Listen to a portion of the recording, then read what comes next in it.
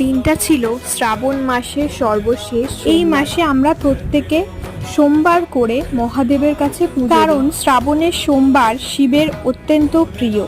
মনে করা হয় এই সোমবারে উপোস করে মহাদেবের পুজো দিলে সমস্ত মনের ইচ্ছা পূরণ। মনে করা হয় কি জানো, শ্রাবণ মাসে শিব আর পার্বতী উভয়েই স্বর্গ থেকে মর্তে আসে এবং সারা পৃথিবী ভ্রমণ করেন, এবং এই সময় ভক্তদের ডাকে সাড়াও দেয়। অর্থাৎ যারা এই শ্রাবণ মাসে প্রত্যেক সোমবার করে উপোস করে এবং ভক্তি সহকারে মহাদেবের পুজো করে, তাদের কিন্তু ভগবান সমস্ত মনস্কামনা পূরণ করেন। আর এই পুরো মাসটি মহাদেবের পুজোর উদ্দেশ্যে কিন্তু পালন করা হয়।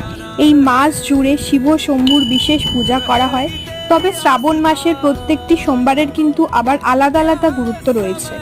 এই মাসে পূর্ণিমাতে শ্রবণ নক্ষত্রটি চাঁদের সহচর্যে থাকে বলে এই মাসের নাম কিন্তু শ্রাবণ।